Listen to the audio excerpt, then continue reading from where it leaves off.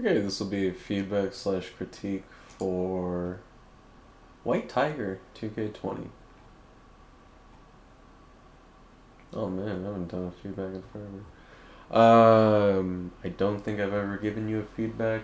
Quick background, quick disclaimers. I am just a nerd who likes Tekken and Feng because goddamn Feng is so much fun to play. I am by no means a professional at this game. I am someone who simply plays too much Tekken, watches too much Tekken, and is providing feedback based on that experience. Based on what I've experienced playing this game, based on what I've experienced, quote unquote, from seeing other people play this game, both as Fang versus Fang, etc. Here's my 2 cents, and at the end of the day, that's all it is, right? Don't take my words as gospel, but take them into consideration. All it is to try and help you out. Okay.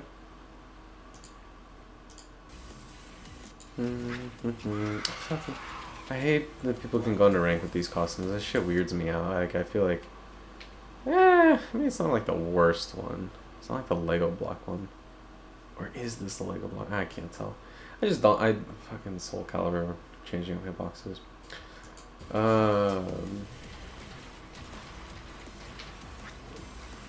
Hmm.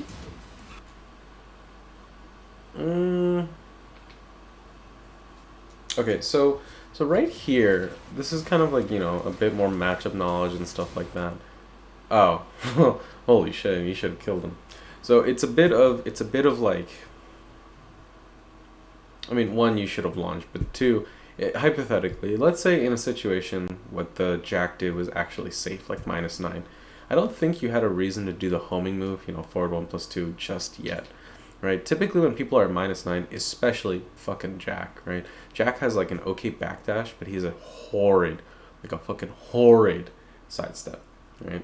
And so I don't think you need to resort to the homing move just yet. It's very rare for people to sidestep or move around when they're at -9 or worse, right? Ignoring the launch punish opportunity you had here, right?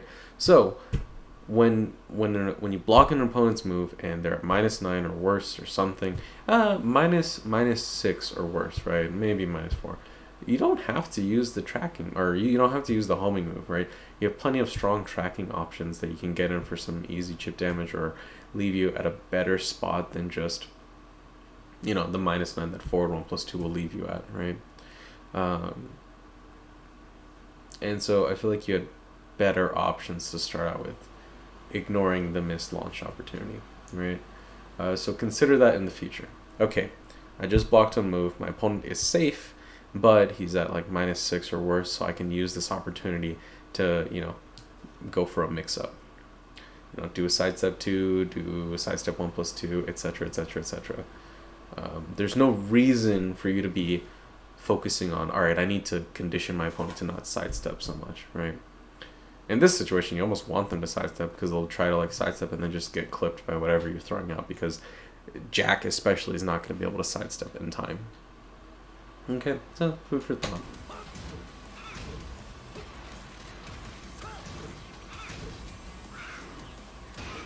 Mm.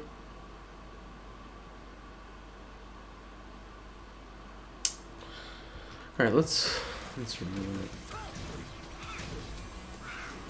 So, what did you press? Oh, maybe you already overcommitted to the core circle forward 1+2. Whenever an opponent whips in your face, you are faced with two options, kind of, right? The first option is go for a whiff punish, right? And so right here, this should have been hop kick.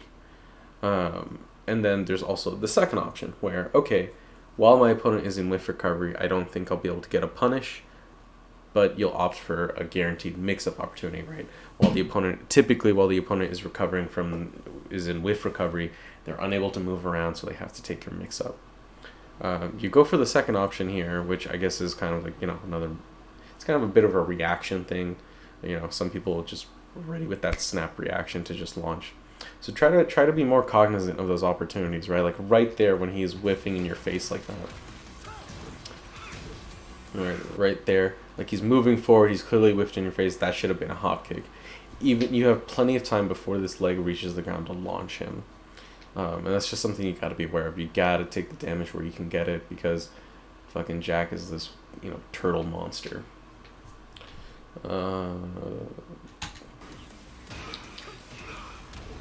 Unfortunate drop. Do you have to do a different combo, Jack? I don't think so. Oh, debug hits granted. Okay, so again, what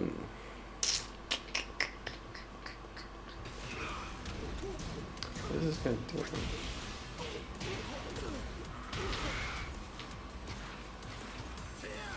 Okay, so here's where we're at, right? The Jack is kind of sidestepping around, sure, but he's not really like sidewalking. He's not doing constant sidestep lefts. Like look at the directions that he steps, right? He's sidestepping right. Sidestep right again, sidestep right again. So, for whatever reason, he's trying to stay in line with you, but he's not sidestepping left, which is, everybody knows as Feng's notorious weak side, right?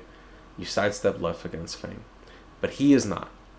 Try to be more, this is like a very sharp, it's obviously very quick, and you have to be quick about it, but you have to recognize that, like, okay, my opponent is not doing the stuff that he should be doing against Feng. I should go for my other options. Like right here, you could have done instant wall standing 1 for an easy approach.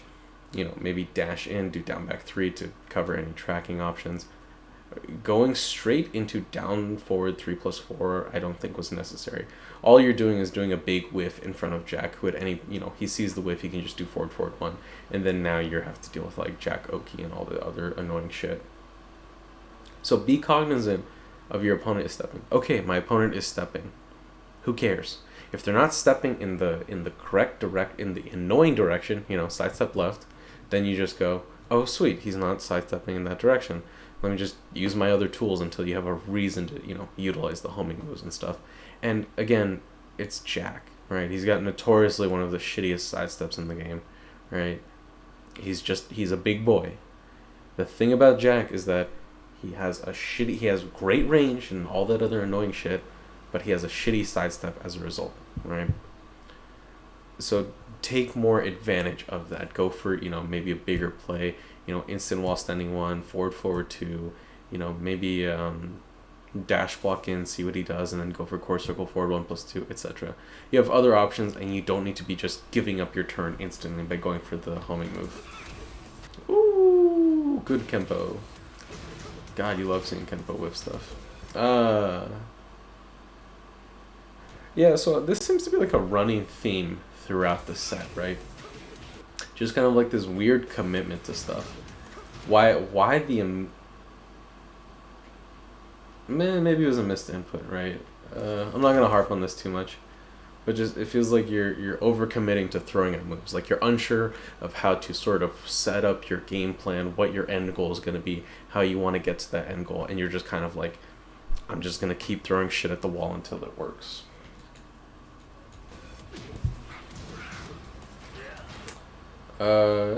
Match with mom stuff, it's whatever. Oh, what's the weird skip? Okay, so he blocks it. Oh. That's so weird. I'm gonna assume the throw is a missed input. Oh, honey. Why? Why?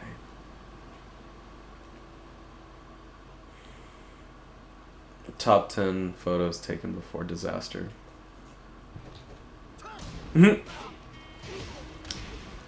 Tragedy. Yeah, I mean, it's a lot easier, in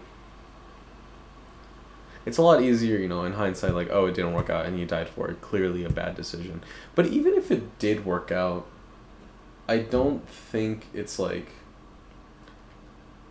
I don't know, right? Sagem, if you're familiar with the YouTuber Sagem, who isn't, right? He released a really good video. It's like, even if the decision works out, you have to evaluate if it was the correct one or the right one, whatever. I think even in that situation, even if it worked out, maybe he would have died. Maybe. I just think the overall principle of the matter is you got way too trigger happy with rage, and that's just kind of a running theme throughout this set. You are too trigger happy with your moves, and you need to kind of compact your gameplay a little bit because because the overarching theme is you overextend too much and then you just die for it. Or like you saw with the hop kick, I don't know if it's an input error, I don't know if it was just you were already committing to back forward one for some reason, and you just lose your launch opportunity.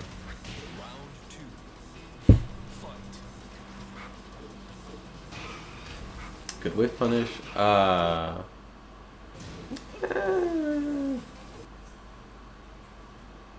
So we'll talk about that later. We'll finish this later. Okay.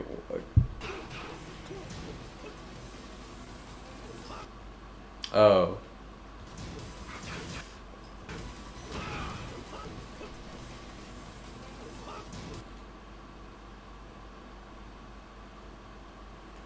Yeah, that's tough.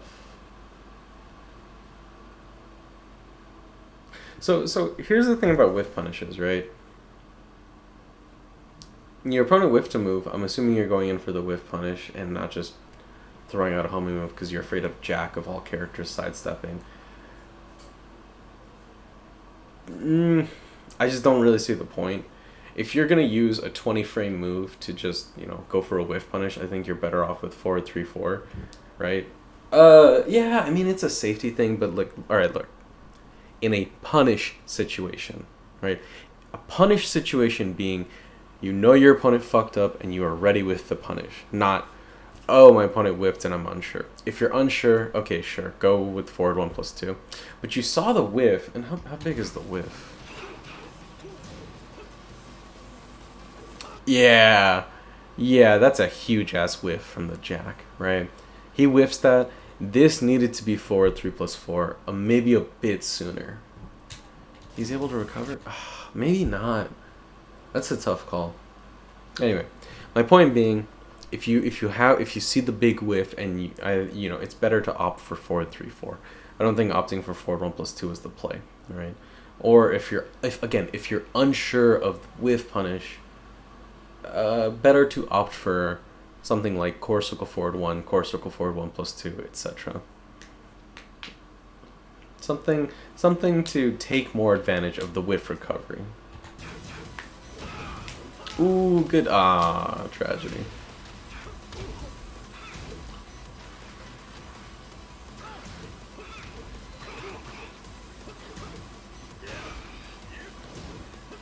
Nice. That wasn't like the worst. Good punish. Nice. Weird, but sure. Whatever, we take those. Okay, so right here. Why the up 2, right? First and foremost, my viewpoint is anytime you can get guaranteed damage, unless you just have the nastiest Oki setup, which at the wall, as Feng, you do, right? I'm not very privy to those, but you're in the Feng Discord, ask the Feng Discord peeps, right? Unless you have the nastiest Oki setup, you need to be going for damage, right? Feng is not like a very comeback-oriented character, right? He's not going to suddenly get one amazing counter hit launcher and then steal the round. He's not Paul, he's not Fakam Ram, he's not Steve, blah, blah, blah, blah, blah, right? If you're facing a character with a fat ass like Jack 7, you do your forward 3 into shoulder combo. That is so much damage compared to your normal usual wall combos. I just don't see the point of leaving it off the table, right? Even more so when your wall ender is the flip over, right? Feng with the wall, when your opponent's back is to the wall, is a whole different beast, right? You don't have to worry about shitty clean hits. You don't have to worry about the opponent backdashing out of your down forward 1 and other annoying Feng stuff, right? I think it is very vital to keep the wall pressure. So don't go for the pancake flip stun, right? The moment the opponent techs, you lose all your wall pressure, and you have to be cognizant of this, right? Without rambling too much. My opinion, forward 3 into shoulder. There's your combo because Jack falls to it and you get a shitload of free damage. If you want to continue with other wall combos, fine. If you want to continue with down forward 4, 2, 1+2, fine.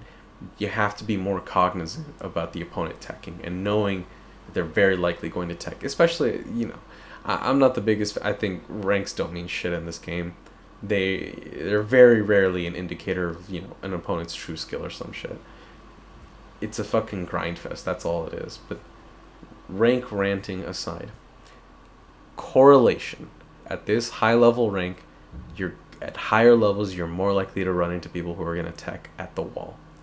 Anytime they get the opportunity, they're just mashing that tech button, and you either need to forego that combo in favor of keeping your wall pressure or adjust for that accordingly, right? Food for thought for the future.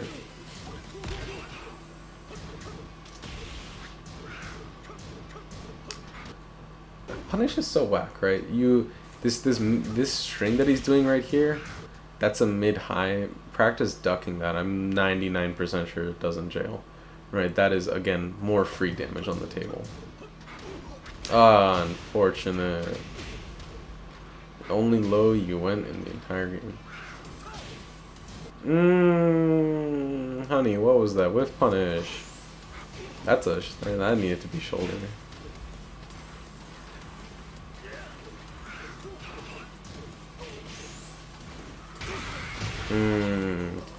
Whiff punish debugger. Unfortunate. Yeah, you just don't really see Jack. Oh, that's wild.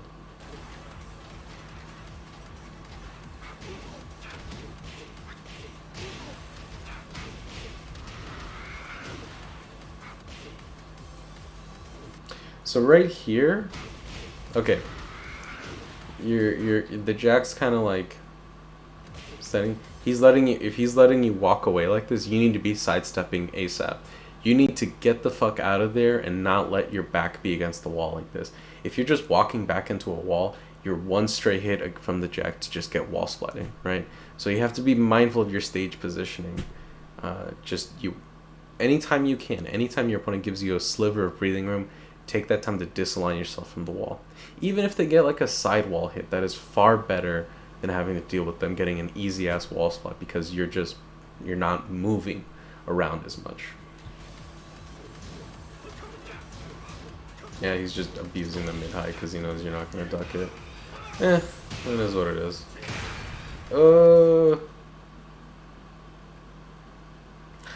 Again, I'm a more conservative player. I don't think you needed to use rage at that point. It's not like you're going to get a wall splat. Just do the shoulder, keep the rage damage up as a threat, and then maybe one or two more pokes you can threaten you can threaten a rage art or something. Because now there's just no threat from the Jack. Okay. I don't think the throw is like the worst idea, but you have to kind of, anytime it comes down to a clutch situation, people are always going to be ducking because they're expecting a low. So I would not use a high in that situation. They just get blown up by the same thing of just the opponent low blocks. Okay. I have a bit more to say on this match, but let's watch the other one, and I'll give my thoughts, and we'll do like a neat little wrap up. Paul! It's Paulio. Good old Paul. Everybody's favorite Tekken character. My favorite, at least. Don't care about anybody else's opinions on him.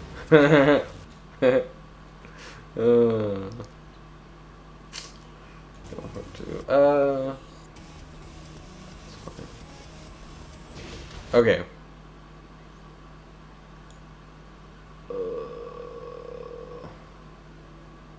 We'll talk about matchup stuff later.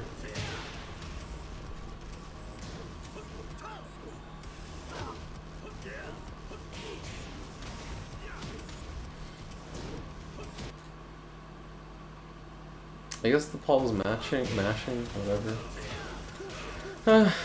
Whatever. Nice. Good whip punish.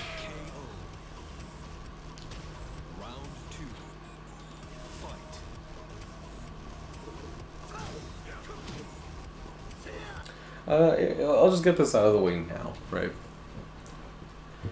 If you run at a Paul, you're asking to die. You're just straight up asking to die. there has never been a more annoying combination. I'm exaggerating, but whatever, you get my idea.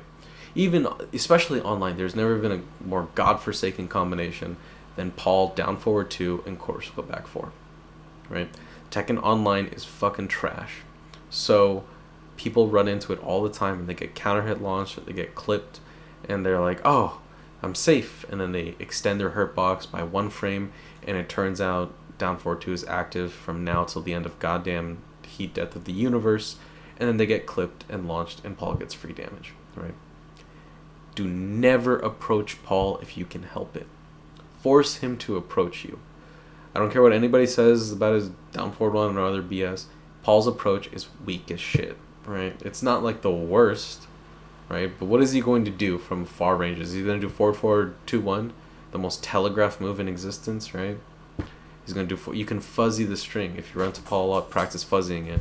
He's going to do forward, the non-just frame, and just, minus 12 is not that big of a deal against Feng, but, the point being is that he doesn't have these sort of free, let me get in for free and start doing brawling up close. And Paul doesn't even want to be up close. I don't give a shit what anybody says. Demo man fucking sucks up close. 1 backdash and then it just whiffs, right? And especially in this matchup, there is nothing Paul has that is gonna, be stronger than fucking Feng range 0 fish hook, right? You can just keep pressing that button all day and just obliterate Paul at range 0. If you're at range 2 to 3 or some shit, and then especially if you're running at Paul, it is like fucking candy. It is like handing the round to him on a silver platter, because he can press any of his fucking counter hit launchers and 1 button press at the wrong time and your health bar just gets deleted, right? Or because it's Tekken 7, he carries you to the wall and then deletes your health bar with 1 or 2 good reads. Rant aside, don't approach Paul if you can help it. Anytime you can help it, make an opponent chase you down, right? It's not necessarily about turtling up and being like this crazy keep out character. It's just more about forcing the opponent to overextend, especially characters with a weaker approach that just kind of have awkward whiff recovery or awkward range, right? What is Paul going to do from a range that can match, instant while standing 1 range, right? A lot of Paul's approach can either be neutered with a sidestep or a backdash, etc. Right. Don't run at the Paul. You're just playing into his game. Force the opponent into awkward situations that you can take advantage of. Oh lord, I'm ranting for too long. Like right here, when he's doing this jab stuff, that should have just been down back 3, right? He approaches you. He's approaching with a safe high because it's kind of all he's got, and then you just do down back 3.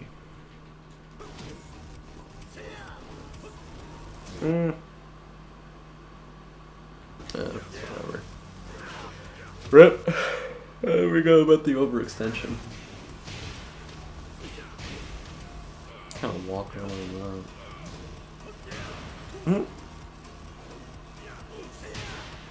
Nice. Nice.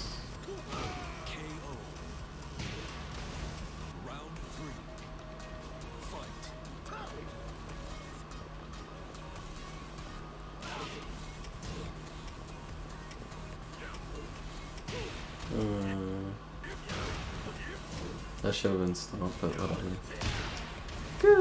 Good punish. You should have died. Holy shit. Why the commitment to the full down forward 2 string, right? Never commit if you can help it.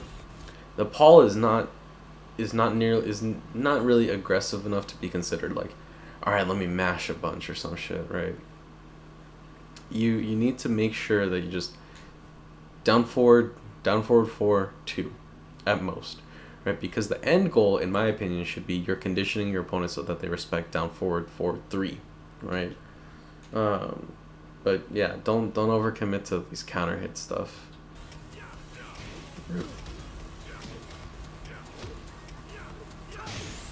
Hey, back 1.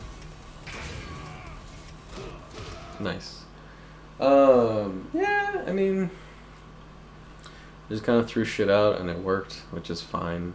Let's go. Alright. Let's do the usual. Neutral, punishment slash matchup knowledge, combos slash Oki, and personal opinion stuff. Neutral. The Paul match was like fine. I think you were too aggressive, but I mean you didn't die for it, so whatever.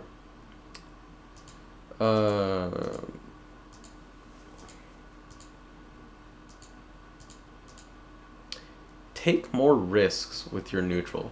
In this Jack match, right, a lot of times when you just kind of like, let me throw out forward 2, let me throw out forward 2, you have to give your opponent a reason to start sidestepping left, to start ducking, and do, like, throw out the occasional core circle forward 1, do the occasional down back 3. Feng is amazing at adding to your opponent's mental stack, right? The idea that like Feng has all these tools, and the more the opponent is aware of them, the more they're forced to worry about them. That's when he can start really shining, right? The Paul match is like fine. You do the occasional core circle forward 1, but you're not doing enough low threats in either match to start making the opponent be on the lookout for them. It's not so much that you have to start using them a bunch and make your game plan revolve around them. It's that you need to make your opponent aware of them. It's like, hey, I got these moves. You better remember this shit. So that you can start, so that they'll be worried about that and then be more susceptible to your other options, right? If the opponent is too busy worried and focusing about down back 3 or core circle forward 1, they're going to be more susceptible to the occasional forward 2, core circle forward 1 plus 2, etc., etc., etc., or especially down forward 4, down forward 3, right? It's about making your opponent aware of these options and vulnerable to these options by utilizing a variety of them, right? Other aspects of neutral, just kind of this over reliance on you, just kind of like these big power moves, right? Forward 1 plus 2, down forward 3 plus 4. It's not necessarily that those moves should never be used, it's that you need to focus more on the situations that you're using them in, right? Let's see how this Jack is stepping. Like, this Jack is just stepping with you the entire time. It's a bunch of sidestep rights, it's a bunch of backdashing back and forth. It's none of this is the actual, like, sidestep left. Like, look, right there. If he sidestepped left, you'd have been in Whip City.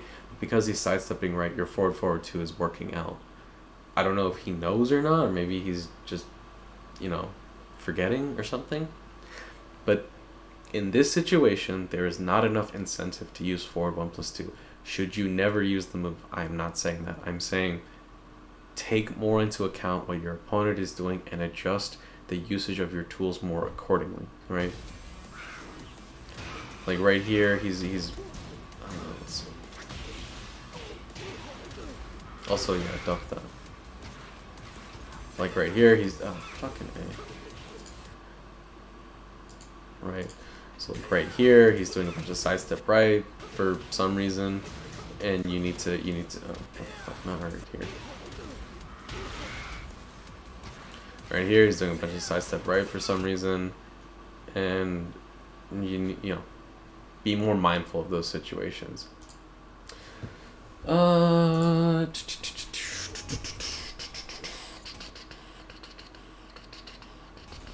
More instant wall standing 1. If the opponent is not showcasing that they're smart with their side steps or doing enough to like make you afraid of them stepping your moves, instant wall standing 1 is a free get in for free card, right? You're at -1, and then from there you can start sidestepping to evade any fast retaliation options. Against Jack, it's a bit better, I want to say. Against Paul, it's risky because back 1 is such a fucking annoying homing move. Paul's back 1, I mean. But the idea is you're avoiding committing to these things. Like, I love forward 2, right? Forward 2 is great, but I do not want to just use this move that leaves me at -9 with little pushback. Sure, Feng has these, very evasive panic moves and stuff like that, but it's more about being at -1 gives you way more options to work with than being at -9, right? Ford 4-2 has like decent range and it's not like the worst, but again, it's about you were able to create more opportunities by leveraging your sort of safe and your safer situations than just being like, okay, I'm safe, but my turn is now over, and then pass the turn to your opponent, right? So yeah, leveraging a bit more framework. So instant wall standing one, more lows, down two, love me some down two. Where's that fucking situation? Oh, I think it's like a little bit later.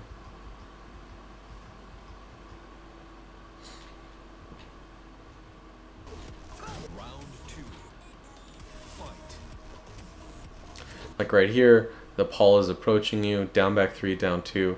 Likely, if you did it earlier, it definitely would have counter hit, right? If you did it maybe a little too late, you still get good chunky damage, right? You have to, death by 1,000 cuts. Use a bunch of Feng's pokes, try to get as much chip damage as you can without having to commit to these heavy big moves like down forward 3+4 or forward 1+2, etc., etc. Other aspects of neutral. When you're up close and personal with the opponent, like right here. Oh man, I forgot about that back forward one here. Like right here is kind of whatever. A one jab is your friend, right? A lot of just you don't need to use your power moves. You don't need to use forward 1+2. Just do a simple jab to poke at the opponent, and then use that +1 situation to, maybe move around, or if you expect them to press a button afterward, use any of your counter hit tools, right?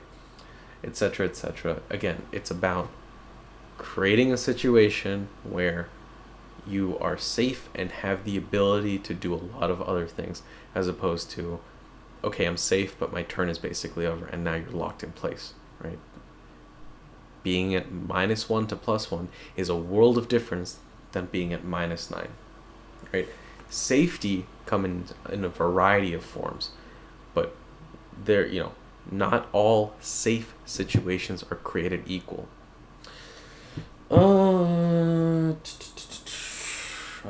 god, I'm going into rambling mode. Oh, this video is too long. Other aspects of neutral, should be fine.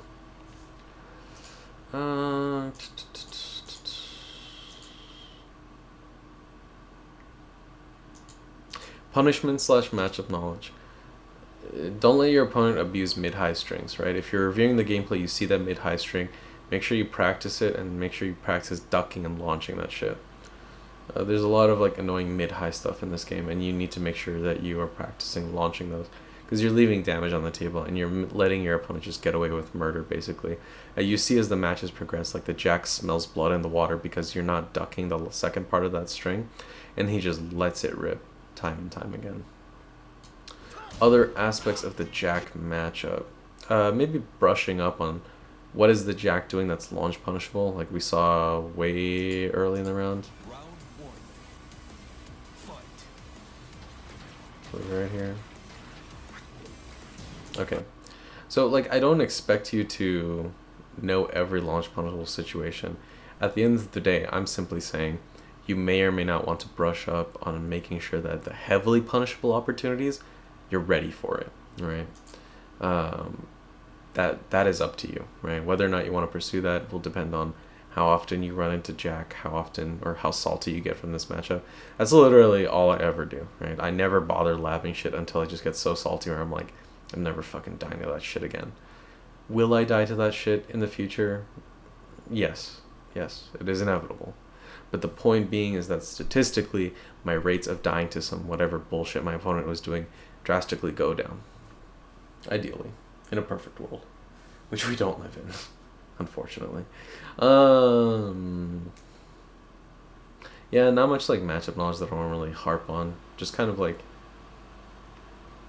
you're using a lot of homing moves against a character with a notoriously shitty sidestep, and the dude is stepping in the wrong direction. So take more of that into account, adjust your offense accordingly, and just use more of your other broken, broken, as far as broken as Feng can be. Use your other tools to leverage to create advantageous situations. Against Paul, I think you were too aggressive, but it didn't matter because this Paul just kept mashing, so it's like whatever. Don't think there's anything I would have like done per se.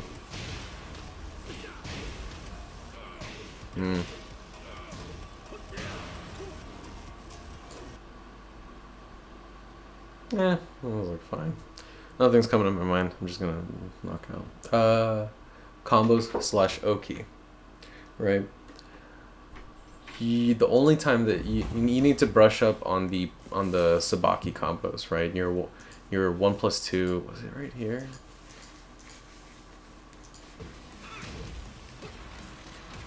I honestly can't remember. No, I think it was like the next round. You get a successful Sabaki, the Jack is falling back, and then you run forward, and then you drop the combo because you get the power crush instead of the forward 1+2. Just practice that. Just brush up. Maximize your damage where you can.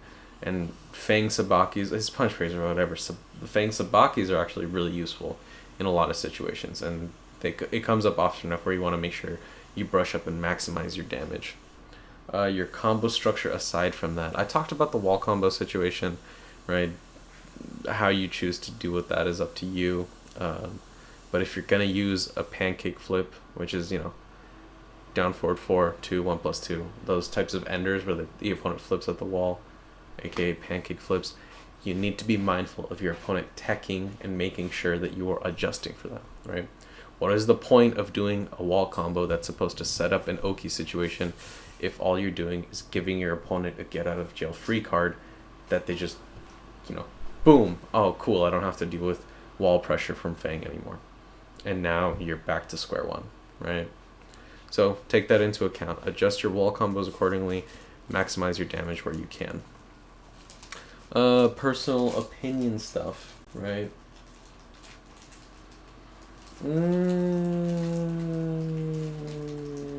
Use more one jab. Watch JDCR's video about why having a one jab is important and utilizing it to the best of your ability, right? Use more expand your options a bit more to utilize more tools that are like less commitment heavy. I think, how did you start this off with? I was told top 10 moves and use them in the appropriate range. I don't disagree with the move choices that you've made, right? Like I think you use the good moves for sure. I just think you need to vary it up a bit more and also take into account what your opponent is doing. If your opponent is not sidestepping at all and sidestepping in the wrong direction when they do sidestep, there's no point in using your homing moves. Use your other tools that can where normally these tools would be ineffective because of sidestep left, you don't have to worry about that, so you can now abuse your other tools. A lot more core circle forward 1. Just give your opponent reasons to duck and stuff like that. Establishing a game plan is kind of hard, right? A lot of it is just my opinion has always just been, what the fuck is my opponent weak to? And then, okay, abuse the shit out of that until they die, right? You have to kind of adjust accordingly and figure out from the start, okay, what tools do you like using, right? Hypothetical example, I'm playing Feng, I like core circle forward 1+2 a lot, right? But I'm not going to have a reason to really use it if I don't give my opponent a reason to duck, right? They'll just be backdashing a bunch. So what is an option that can kind of chase backdash and handle them just kind of stand blocking or just trying to backdash? Down back 3 or core circle forward 1, right? Stuff like that. Now they're going to be on the lookout for that move, and I can fake snake dash and just block or sidestep or something. And then if they start flash ducking or if they start being like, okay, I see forward movement, let me duck, boom, they're more susceptible to core circle forward 1+2, right? And sometimes it's the opposite, right? Sometimes it's, I want to use down back 3 a lot more. Excuse me. So I need to make sure that this dude is not low blocking, right? So how do I make sure that he doesn't block low? Forward forward 2, quarter circle forward 1 plus 2, down forward 1, back 4, etc., etc. You know, plethora of mid options to do so. And it's about that ebb and flow. What tool do I want to use? How do I best go about conditioning my opponent to be susceptible to those tools, right? And a lot of times it's not necessarily that you have a goal in using those tools. It's about making sure that the opponent knows that these tools exist so that you can kind of make them more, wear them down, right? The more pressure you put on your opponent, even just mental pressure, right? It helps soften up the opponent more for your other tools and other sort of opportunities when you decide to go for them. Oh god, I've rambled on for too long. Yeah, man, it's just my 2 cents. If you got questions, feel free to ask. You got more gameplay, feel free to ask. Thank you for putting up the input notation. I should have watched that a bit more, but that's always helpful, right? You know, if you're looking for feedback, just put up your inputs here. Love the frame data display. Just it helps give people more stuff to work with, right? Like, what were you pressing in this situation? What were the frame situations we're looking at, etc., etc. Yeah, if you have any more questions, let me know. If you prefer a text breakdown, let me know. If you're like, hey, this is bullshit, what the fuck am I supposed to do? Let me know. You know, what are some goals you want to work towards, and what can people in the Feng Discord, what can they do to help you achieve those goals? All right, later.